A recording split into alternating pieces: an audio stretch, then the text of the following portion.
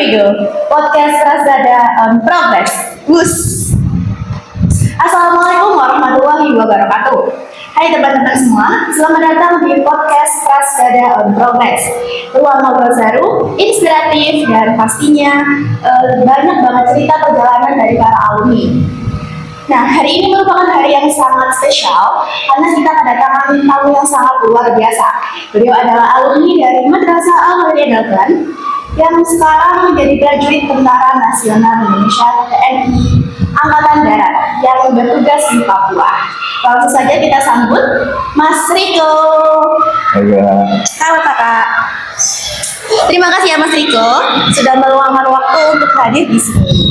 Nah, oke Mas Riko, kita mulai dari perjalanan pendidikan dulu ya. Karena pastinya banyak banget adik-adik yang penasaran nih, gimana sih masa sekolah seorang prajurit TNI? Kalau masa pendidikan saya itu terlalu menjerumus ke bidang fisik. Tapi ya itu dari segi kemampuan fisik kita harus imbangi dengan maksudnya kayak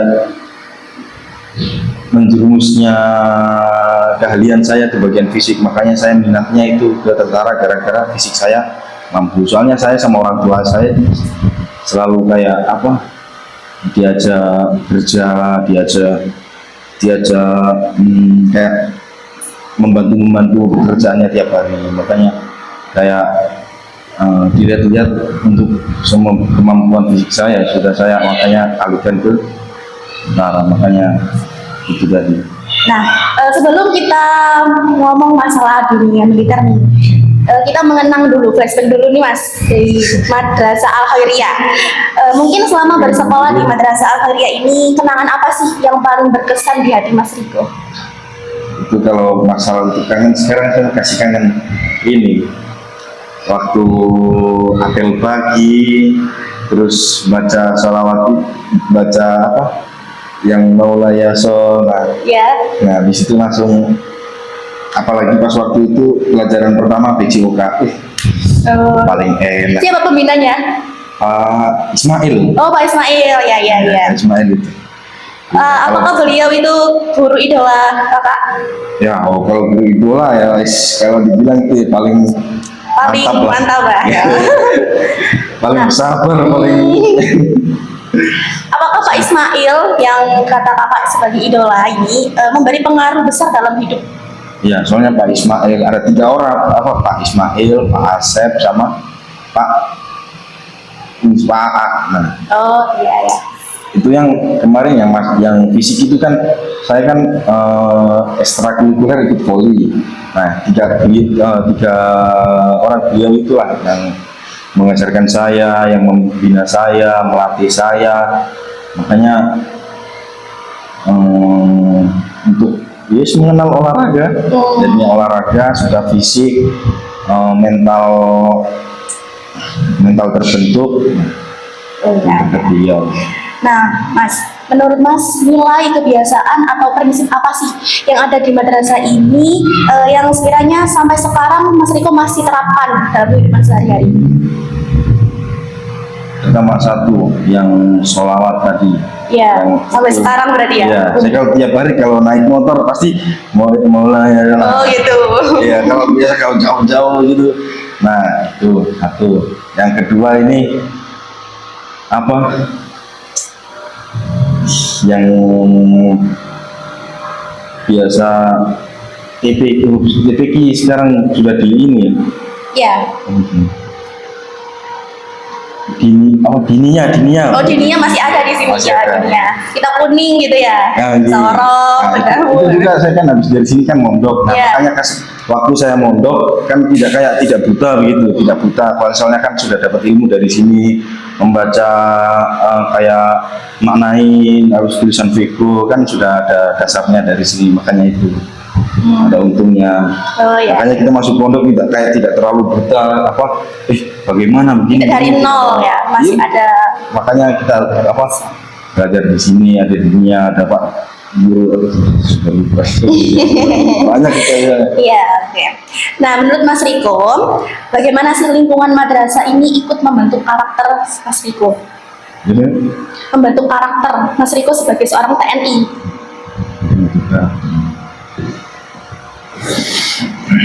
membentuk karakter ya semua. Mungkin dari segi kedisiplinan, kayak Ya, disiplin terus terlambat hukum.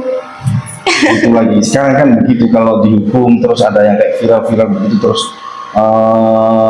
kayak mengadu ke orang tuanya. Nah, maksudnya itu nggak bisa itu yang sekarang fatal sekali. Makanya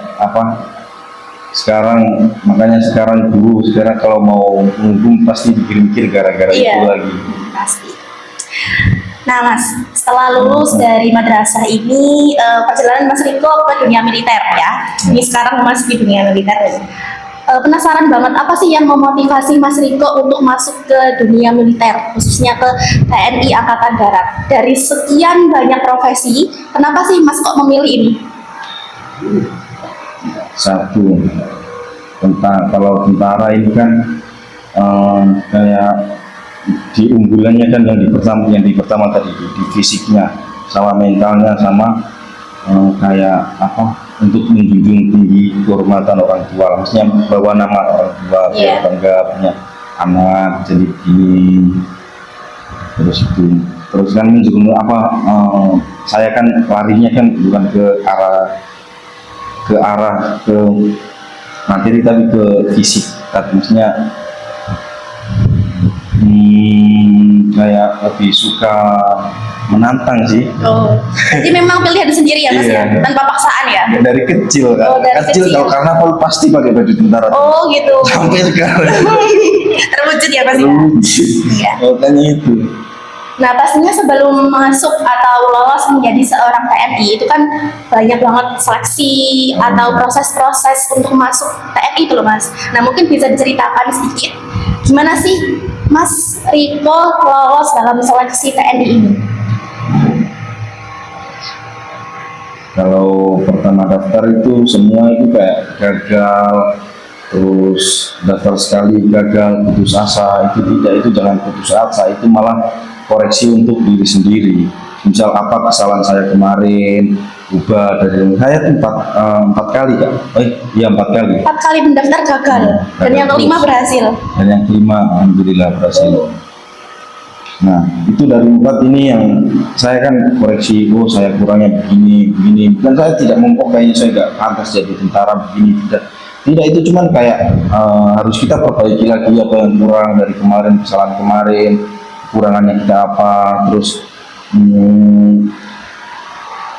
habis itu nggak usah patah semangat, cari terus latihan fisik yang kuat, terus melatih mental, semua harus perbaiki lagi, nggak usah putus asa. Kan banyak sekarang tuh yang daftar yang ya ada di kelas saya gitu kan, yang kalau mau daftar gagal terus nggak mau daftar lagi, cari kerja di luar. Makanya kayak gampang putus asa. Tidak boleh gampang menyerah. Ya, Pak. nggak boleh gampang menyerah intinya. Nah, Mas kan pastinya ada standar kayak tingginya berapa, berat badannya iya. berapa. Mungkin bisa dikasih tahu. Kalau sekarang tingginya minimal 163, bobotnya itu tergantung. Kalau kita mau menghitung rata-rata berat badan kita itu kan tinggi badannya, tergantung ya, tinggi badannya ya. tinggi badan terus dikurangi 110 kalau nggak salah ya. itu idealnya segitu, kebanyakan. Nah, kalau boleh tahu Masnya tingginya berapa sih? 175.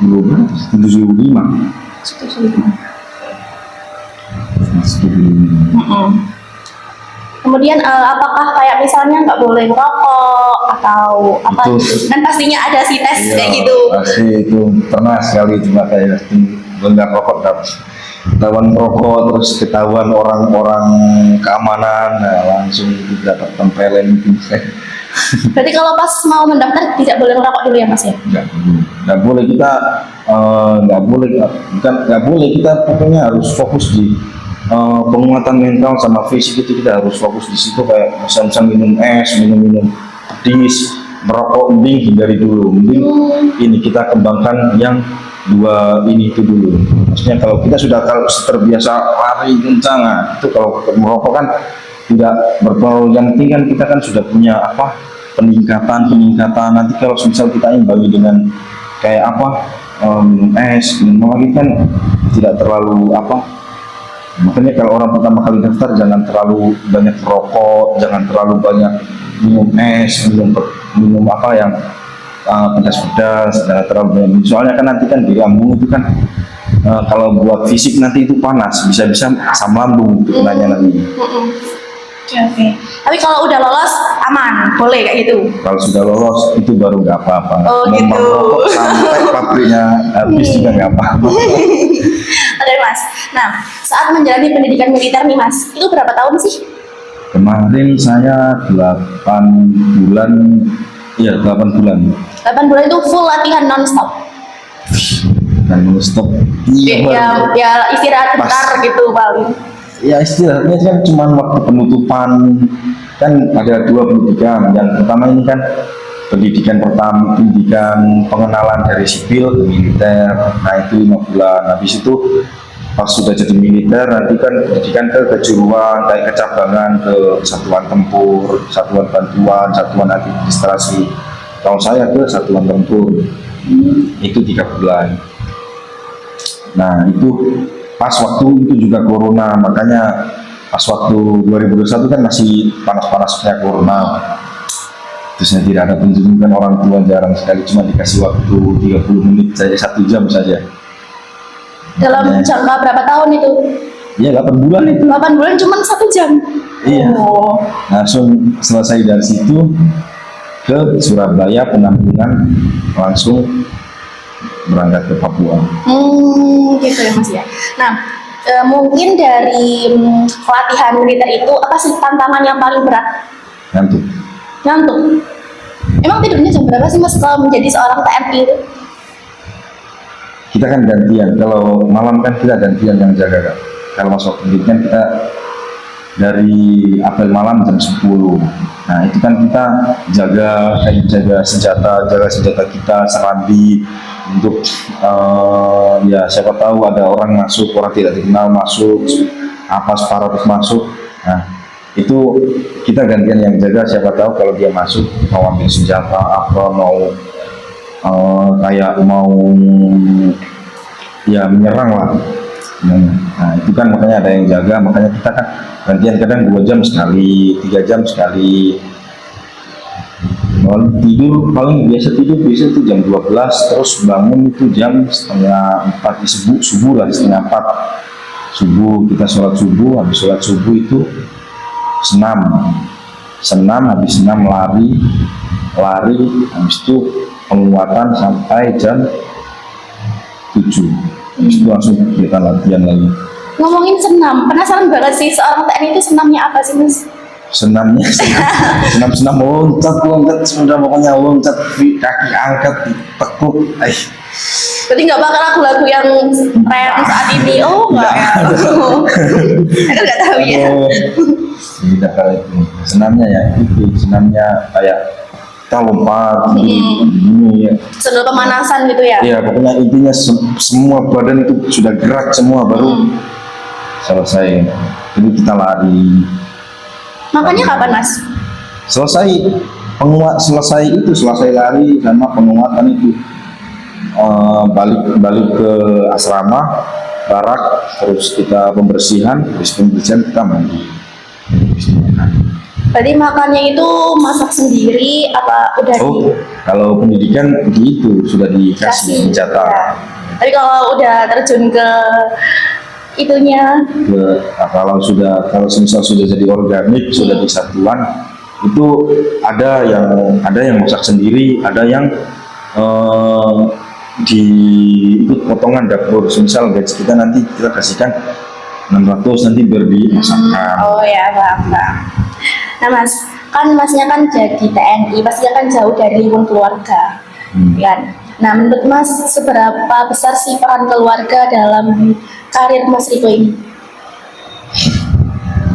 Sebelum keluar, kalau nggak ada ya gimana, kadang biasa selalu ya mendoakan. Kadang juga kalau saya kayak hari lebaran, hari besar itu kadang saya biasanya bertemu kapan saya bisa pulang lebaran di rumah. Terus ya kayak sedih lah, maksudnya orang tua kepikiran terus anaknya dijauh di tempat-tempat kayak konflik, makanya pikirannya ya kayak nggak tenang gitu. Mau disuruh pindah terus bilang belum bu, belum waktunya, masih dinasnya apa masa dinasnya masih kurang, sabar. Berarti keluarga sangat mendukung sekali ya Mas ya? Sangat mendukung. Ya, apakah mungkin awalnya itu ada pertentangan dulu, kayak misalkan jauh dari rumah atau terlalu berbahaya? Berarti dari awal udah setuju ya Mas? Setuju.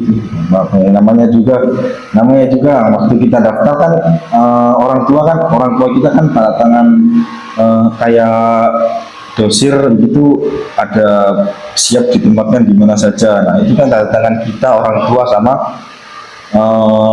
kepala desa. Nah itu makanya itu mau tidak setuju bagaimana, sudah tanda tangan Ya bermaterai. mungkin dipaksa. Enggak lah. Perjalanannya luar biasa sekali ya Mas ya. Nah, pastinya banyak orang yang penasaran Mas, gimana sih kehidupan seorang prajurit TNI, apalagi Masnya kan bertugas di Papua ya. Nah Mas, sebagai seorang abdi negara, hal apa yang paling Mas Riko banggakan dari profesi ini? Kayak yang saya banggakan ya, apa ya? Ya banyak sih. Ya kayak bukan masalah, kayak punya kewibawaan, Iya, kehormatan. terus nah maksudnya bisa, maksudnya dalam kewibawaan itu kita kayak mau berinteraksi dengan masyarakat, itu kayak kita saling bisa menghormati, tidak kayak kamu gini, tidak, maksudnya kayak saling mudah membantu gitu. Ya kayak ini kayak kayak mudah berbaur dengan orang itu kayak gampang. Ntar kayak kita mau minta tolong apa begini, dia minta tolong balik, terus kayak gitu saling membantu. Nah, untuk kesehariannya Mas, seperti apa rutinitas seorang TNI saat penugasan? Mas Riko di Papua itu rutinitasnya mulai dari pagi sampai pagi lagi itu gimana? Mungkin bisa dijelaskan secara singkat aja, nggak apa-apa? Ya, kayak sama kayak ini, kayak hari-hari biasa ini, kayak cuma ketambahan sama latihan sama apel saja. Ya, kayak pagi kita paling pagi jam 5 itu bangun, sholat subuh, habis sholat subuh lari sudah sampai jam 7 kita sarapan, maksudnya sarapan, bersihan, terus habis itu kita apel pagi, selesai apel udah kita latihan sampai duhur, istirahat, makan siang jam 2 apel lagi, itu sama lanjut latihan sore olahraga umum kayak mau main voli, mau main sepak bola. Bebas ya itu? Bebas sampai maghrib. Nah sudah selesai, habis itu sampai tunggu sampai jam 9 malam, akhir malam itu yang hujan. Kalau nggak hujan lagi? Kalian keluarga ya dari rumah. Iya. Nah Mas, menurut Mas nilai atau sikap apa yang wajib banget dimiliki oleh seorang TNI? Wajib ya? Sikap? Iya. Kalau sikap ya ini respect itu apa? Peka.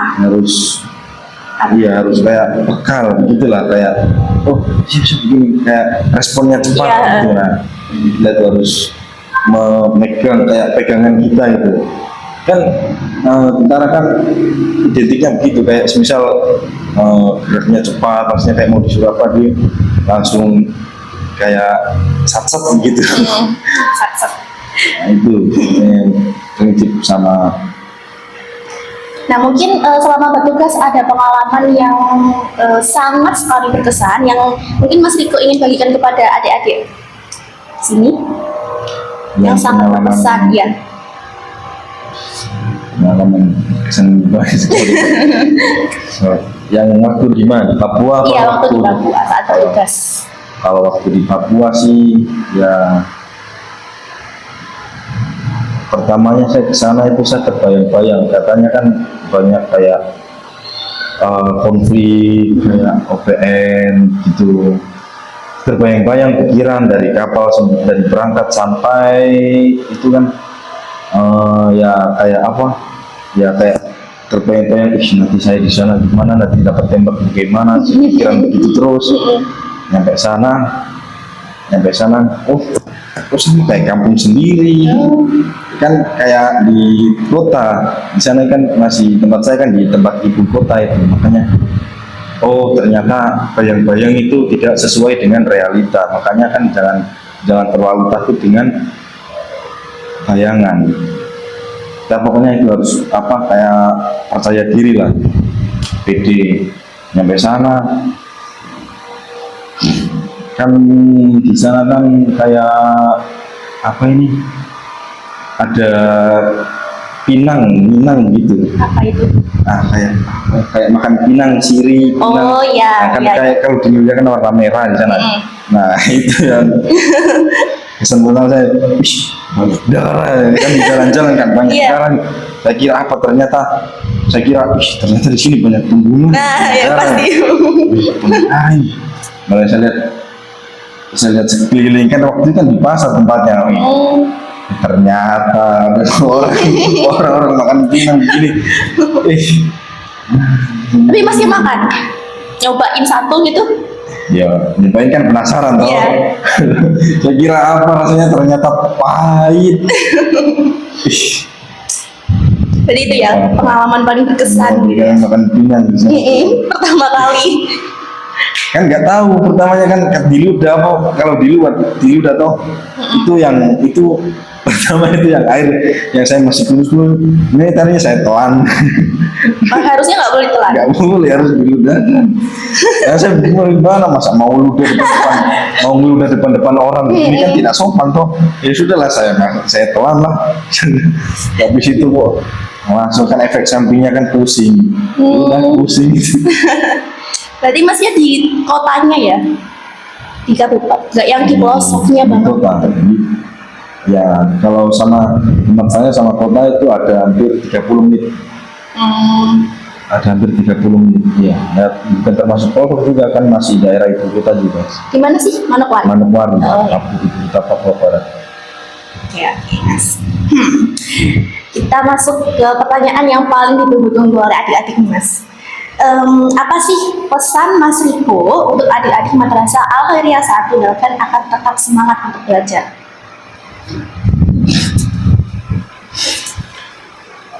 Buat bicara langsung ke kamera. Iya. Oh ini, ya gitu gitu. Nah intinya buat, maksudnya buat adik-adik saya, untuk yang saya alami dan kemarin apa dari, maksudnya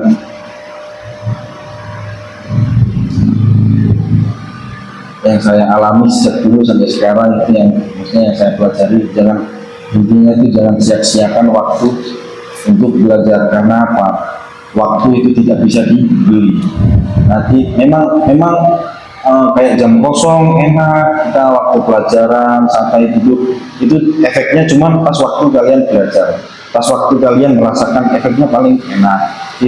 Tidak tahu efeknya ke depannya waktu jadi tua bagaimana. Soalnya apa? Tidak ada ilmu, tidak ada masa depan.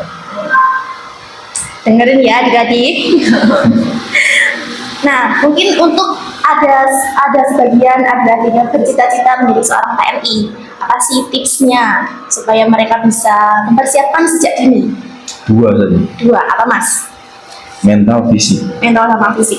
Mentalnya harus kuat, fisiknya harus kuat juga. Kalau dua itu tidak ada, sudah meskipun orangnya pintar ya, tidak akan bisa cuma dua itu ya, mental dan satu Tapi mental. terkadang gini Mas, ada anak yang dia itu pengen banget jadi sama TNI, tapi karena fisiknya dia kayak mungkin dari tinggi badan itu kurang. Nah, apakah ada tips untuk mereka supaya bisa lolos atau gimana? Bisa Kak, kan teman saya itu kan kalau umur-umur di umur-umur 18 sampai 21 itu kan masih bisa kayak tumbuh pertumbuhannya itu kan masih besar-besarnya itu. Nah, dari itulah kita harus melatih fisik kita itu. Melatih fisik kita pull up, kita lari, kita renang, biar apa? Biar tulang kita kayak rentang ya, kayak melebar kayak lutut ataupun itulah. Intinya itu ya Mas ya. Nah, sebelum kita tutup Mas, ada beberapa pertanyaan terakhir nih atau pertanyaan tambahan. Dalam karir militer ke depan, apa rencana atau cita-cita yang ingin Mas Riko gapai? Cita-cita ke depan, Iya. pensiun jadi kepala desa. Kok bisa? Ya kan namanya cita-cita. Oh iya sih. Kita kan punya, yang penting kan kita kan punya mindset dulu. Oke, Kalau oke. bisa ya besok. Ya kalau maksudnya kalau punya ilmu apa bagaimana, yes, nyobalah. Ya sebenarnya cita-cita besok pensiun jadi kepala desa. Nah, Kenapa Pak Kepala Desa? soalnya kan kita kan tentara kan memang dari segi apa kan jiwa kepemimpinannya kan tumbuh toh. Semakin besar kita naik tingkat, semakin besar kita punya tanggung jawab, kita punya kayak kayak wawasan gitu, kayak merangkul semua orang, kita ajak gitulah kerjasama pokoknya jadi pemimpin itu ya gitu. Semoga ya Mas ya, nantinya bisa jadi kepala desa yang amanah loh ya. Nah Mas Riko, apakah Mas Riko punya rencana untuk ikut berkontribusi dalam kegiatan alumni atau kegiatan madrasah nantinya? Oh bisa kalau ada waktu. Oh ya, Ini ada menyesuaikan waktu jadwal ya saja. Mas. Tapi kalau misalnya ada waktu nanti Masnya males. Nah, enggak, aslinya enggak males. Kemarin itu. Karena sudah 3 minggu di sini, baru mau kayak mau cari barang-barangnya begini, baru dapat info, baru kasih tahu. Aduh, ya sudahlah saya pulang dulu. Oh gitu ya. Tadi mau ya Mas ya, kontribusi ya. Terakhir. Apa satu hal yang ingin Mas Riko sampaikan untuk guru-guru tercinta yang ada di Madrasah Al-Khairiyah? Mohon maaf Pak Bu, pokoknya yang sabar Bu. Pokoknya saya tahu murid-murid, saya cuma lihat dari sebentar saja saya tahu karakter murid-murid kayak gimana, saya tahu. Makanya itu yang sabar, pokoknya nggak usah putus, nggak usah kayak terlalu kayak mengerasi mereka, soalnya mereka itu pasti kalau dikerasi lah lebih menjadi. Mending kalau bisa itu sadarkan sama mereka saja, pakai kayak Pendekatan nggak sih? pendekatan berbaur, terus kayak ya biar mereka itu ada efek jerahnya. Oh saya kasihan sama guru saya sudah capek begini, masa saya masih kayak begini. Nah, pokoknya kita itu harus timbulkan ke mereka itu kayak ada efek jerahnya mereka itu punya pemikiran, oh iya guru kita begini kasihan tiap hari ngajar kita ya. Maksudnya kita itu harus ada timbal baliknya lah, kita harus bikin mereka kayak bangga begini, meskipun kita tidak apa-apa, kita maksudnya pas sekarang masih bodoh, tapi kan dulu waktu kedepannya kan jadi orang sukses kan, dan yang bangga kan sekolahan kan, itu kayak. Oke, ya. Semoga Allah selalu memberikan keselamatan dan kelancaran dalam setiap tugas Mas Riko ya. Dan untuk teman-teman pendengar podcast, Semoga episode kali ini bisa memberikan semangat dan membuka wawasan kalian tentang perjuangan seorang alumni yang kini mengabdi untuk bangsa. Jangan lupa untuk follow dan dengarkan episode-episode selanjutnya. Saya Rabia Delia pamit undur diri. Wassalamualaikum warahmatullahi wabarakatuh.